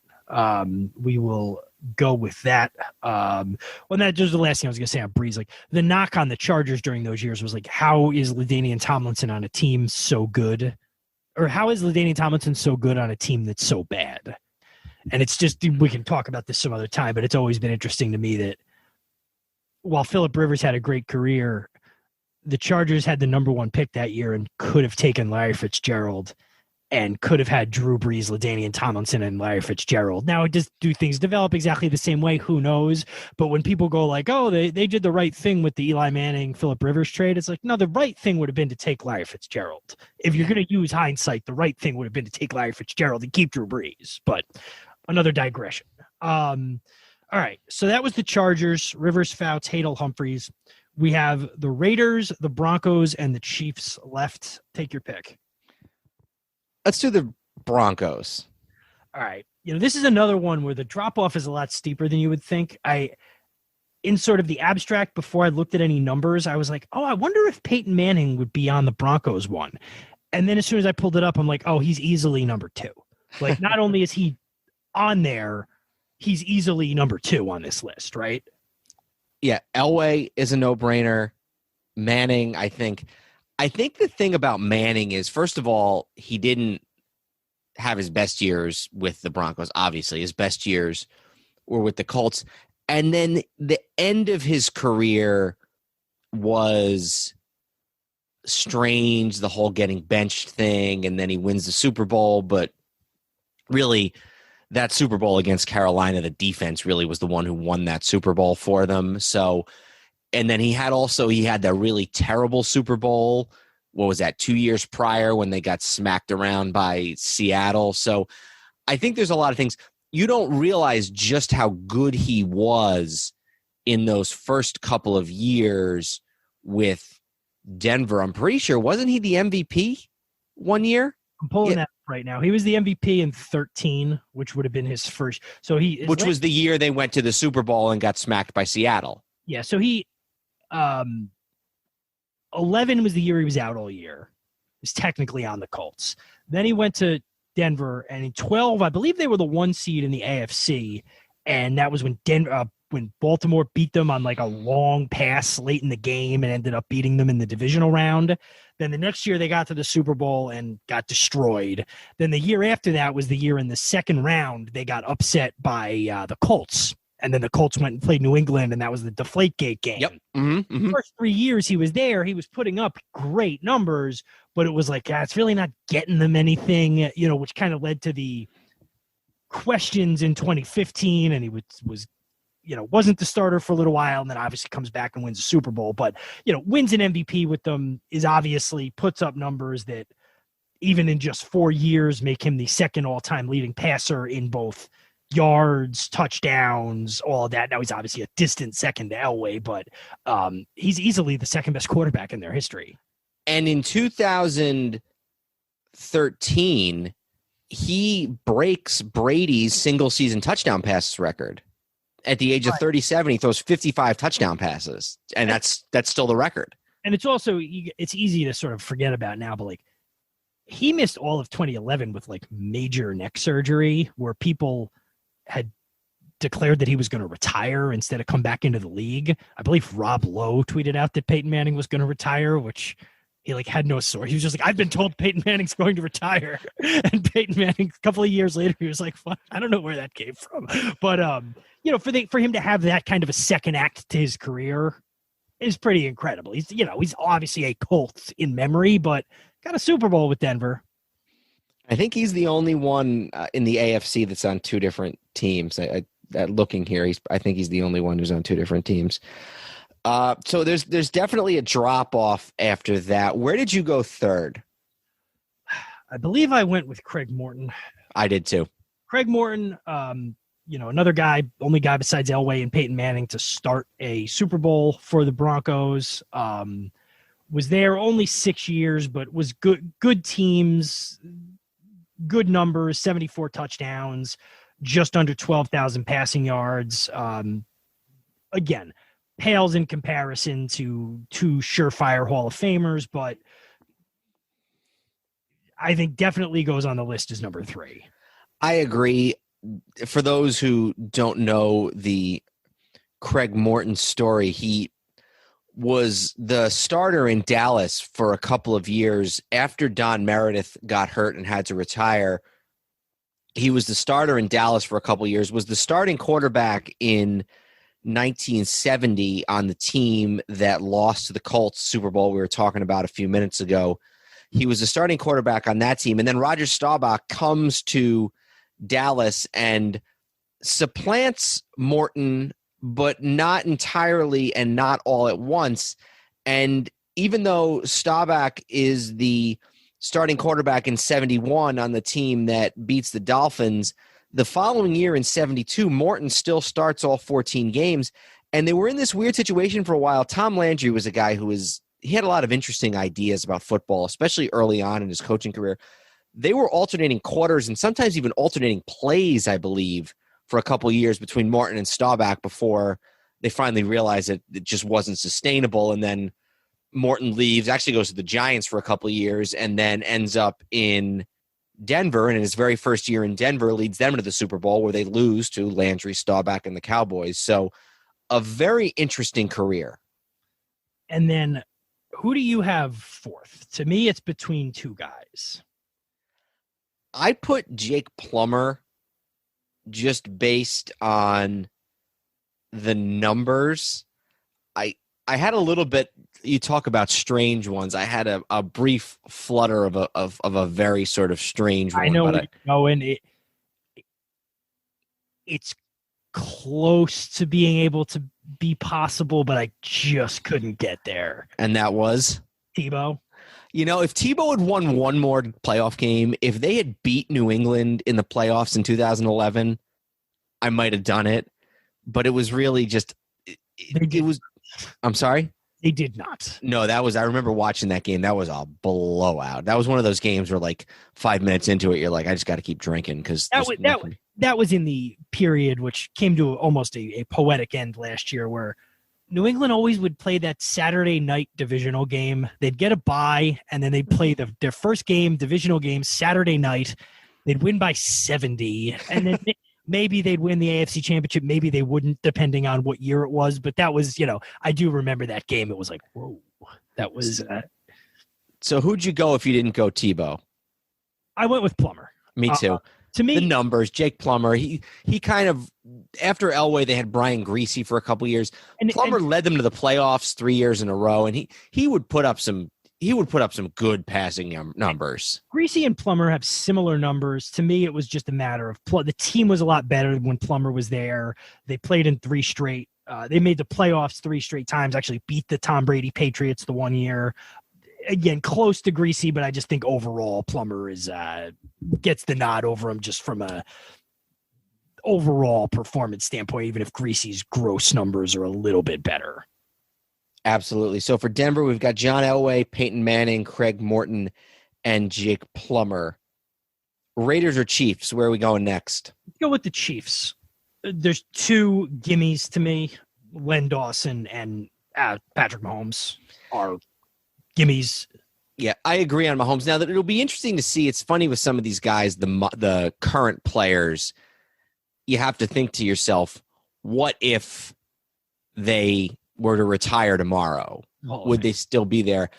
Mahomes, the fact that he's been an MVP and a Super Bowl winner, and that offense is just so fun to watch. They were 14-2 this year.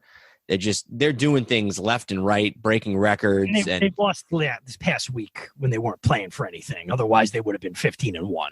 Absolutely. And so I would agree with Mahomes. I would agree with Dawson. It got a little interesting to me after that. I spent a minute trying to justify Joe Montana, but I just couldn't do it, especially because he didn't play a full 16-game season in either of those years that he was with the Chiefs. I think he was a Pro Bowler one of the years, and they were in the AFC Championship against Buffalo, I think in 93, in his first year in Kansas City. And he had that comeback against Denver that was always that Monday night game where it was kind of like the last sort of glimmer of the old Montana, but I couldn't do it either. Not with 2 years. And I think he started 11 games one of those years, played in 11 games, so it wasn't even like he was there for all 16 either of the years. I went with Alex Smith, Mahomes' predecessor. I have him there, 3rd all-time in franchise yards. Had a real career. I don't want to say resurgence, but, was with San Francisco for a long time, and it didn't seem like it was going to work out. And then at the tail end, really, they started getting it together. Then they moved him aside for Kaepernick and goes to the Chiefs right as Reed is getting there and really lights it up for 5 years. They win. His winning percentage is basically exactly 2/3, 17,600 yards in 5 years, over 100 touchdowns again in just 5 years. To me, definitely deserving of being on the list. I don't think it was reluctant that they moved on from him to go to Mahomes, but it was not a decision that was done lightly. They recognized that in Alex Smith, they were giving up somebody who had done a lot for the franchise. It was controversial. There's a famous clip of, they used to play on the Dan Lebitard show, of his co-host Dugatz doing the you want to go ahead and do that, Andy Reid? You want to let Alex Smith walk out the door for Patrick Mahomes? And they keep playing it now, obviously, and obviously it was the right move. But Alex Smith, and then Smith still, he'll be starting a playoff game this week. But yeah, just a 5-year sort of flash of real hugely statistically successful numbers, and they were a perennial playoff team every one of those years, or most of those years. And your 4th?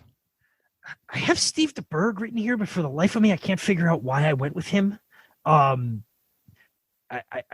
think I went with him instead of Trent Green to be controversial, to be honest, because I can't figure out why I went with him instead of Trent Green. Well, let's take a look. I had Green. Obviously, I'm guessing that Green's numbers are much better than DeBerg's. Now, this isn't baseball, but there's not really much black ink under DeBerg's name during his time in Kansas City. He didn't get there till he was 34. It's really only 1, 2, 3, 4 seasons for DeBerg. I don't know why I did that, to be honest. 1 and 2 in the playoffs.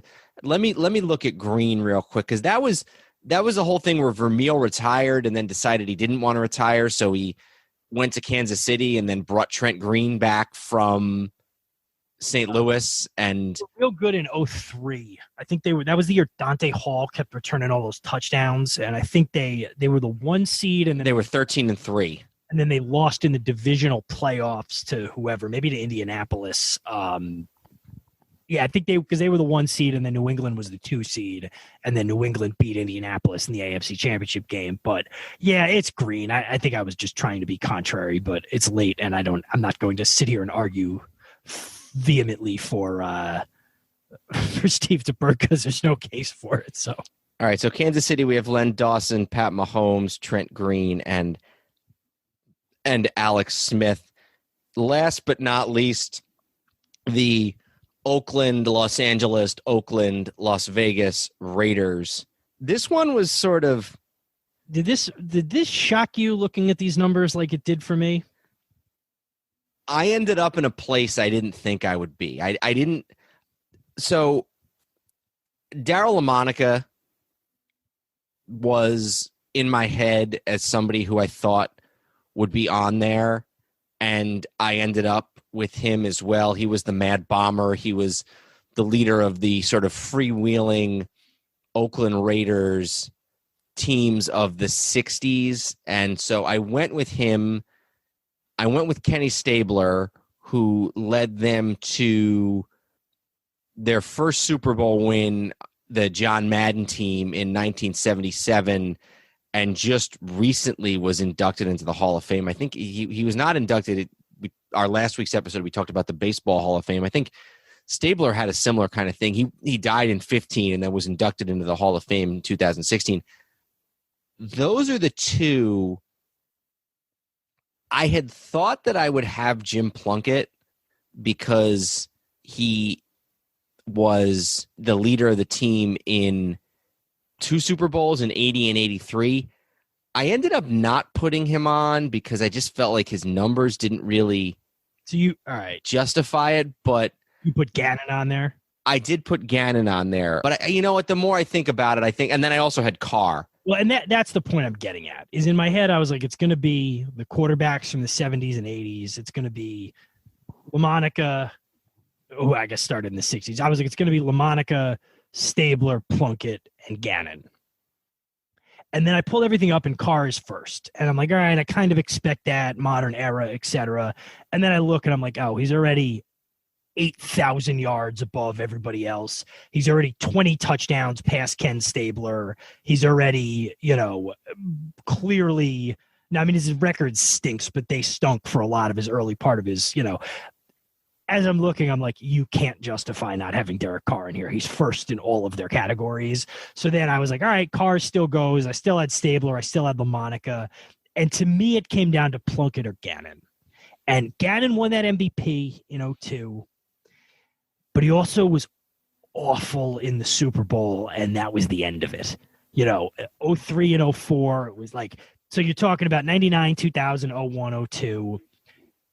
And as I was looking, I was like, Plunkett won 2 Super Bowls. I know the numbers aren't as impressive as Gannon's, but that was my hang up because I was like, by being blown away by Carr's numbers, I was like, oh, well, this screws up my calculations. So I went with I still went with Plunkett over Gannon, but I'd be willing to hear if you're going to advocate the other way. Now, the more I think about it, your point about that Super Bowl and how his career was basically just over afterwards, that moves me off of Gannon. So I think I was putting a little too much stock in just that one season. So I'll be with you on Plunkett over Gannon. So we got the 3 Super Bowl winners. We got the 2 Super Bowl winners, Jim Plunkett and Kenny Stabler. We got Darryl Lamonica, who took them to a Super Bowl. And then we've got Derek Carr. So that is our final list. We just have to do 2 more things. First of all, we have to pick the winner in the AFC West. This is the toughest decision because,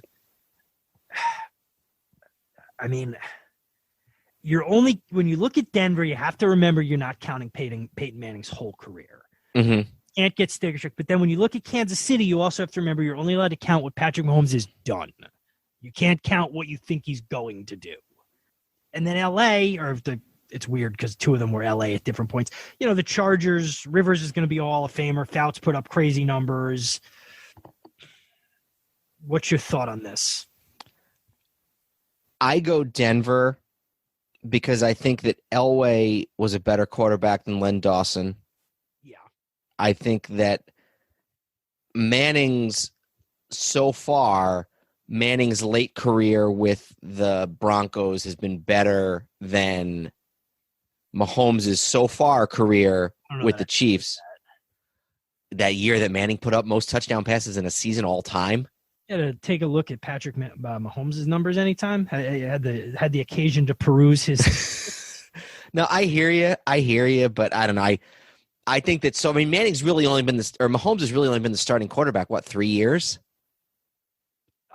All right. Again, to me, the rules don't apply to him. Let me see what it is. So Mahomes has been this. We won't count his one game in 2017 because that'll just muddy the waters.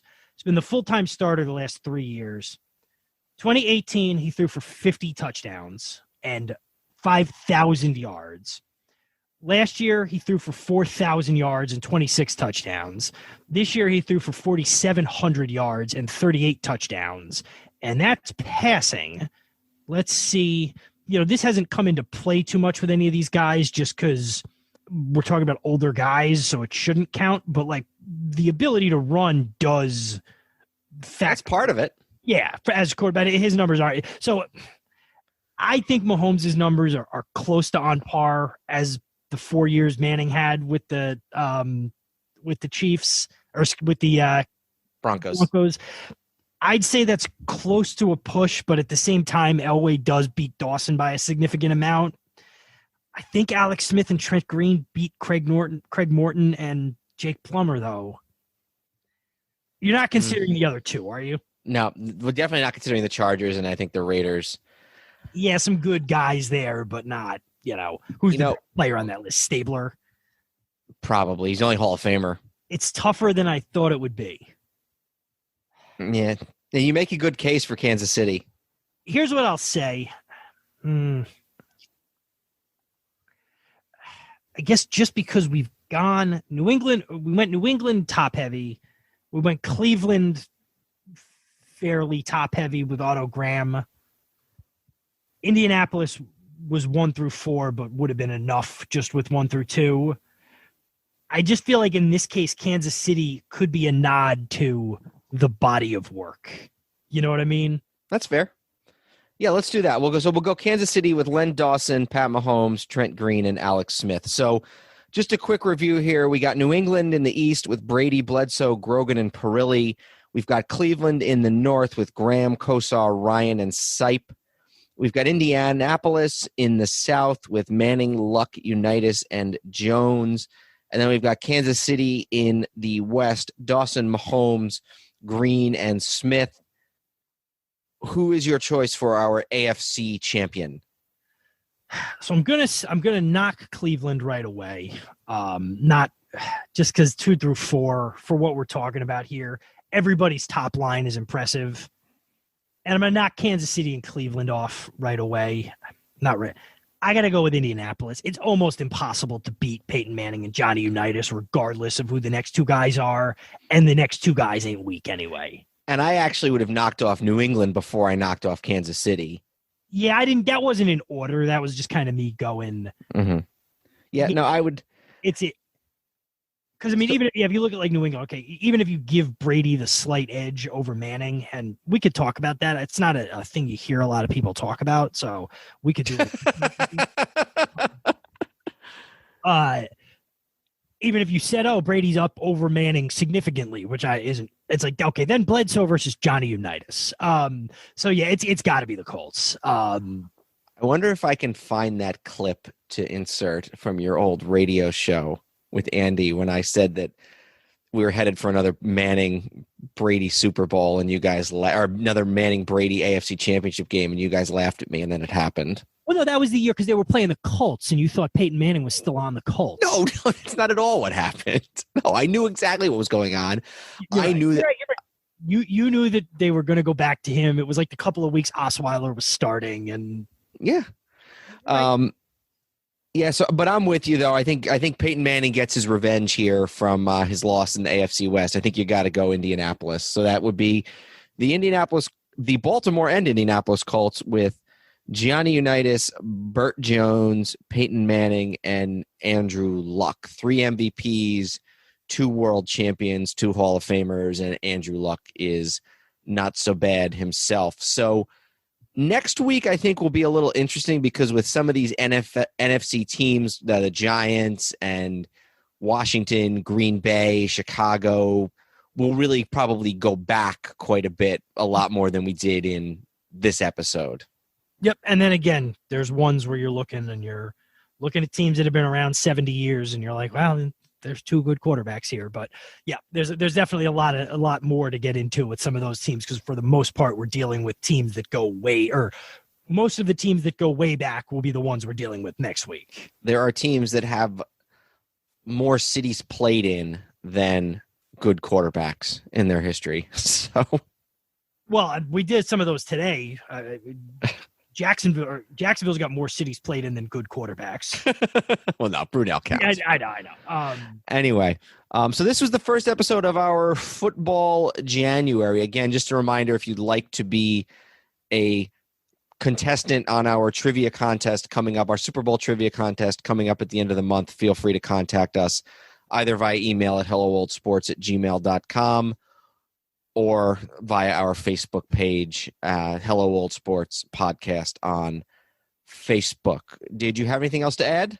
No. I think in our standard fashion, we figured out we can, record several episodes, and this has been almost 2 hours that we've gone in just the AFC. So we didn't disagree very much, but I have a feeling in the NFC there might be a little more disagreement. I have a feeling you're really going to not like what I did with the Eagles. So yeah, I think, it was good if people disagree with us or think we're way off on something. Let us know. Certainly like to have the discussion.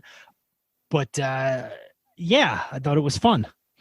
All right. Well, next week, the NFC. Until then, I'm Dan Neumann. And I'm Andrew Neumann. Goodbye, old sports. This podcast is part of the Sports History Network, your headquarters for the yesteryear of your favorite sport. You can learn more at sportshistorynetwork.com. We here at the Sports History Network proudly partner with 26 podcasts, all revolving around the history of sports. But did you know that many of our hosts were sports history authors way before they started their shows? It's true. We've got Joe Ziemba, host of When Football Was Football, Joe Zagurski, host of Pro Football in the 1970s, Mark Morthier, host of Yesterday's Sports, Tommy Phillips, host of Lombardi Memories, and Scott Adamson, co-host of From the 55-Yard Line. All these authors have many books for you to choose from. To check them out, go to our website at sportshistorynetwork.com/sportshistorybooks. Pick up your copy today. Soundtrack provided by Kevin MacLeod of filmmusic.io.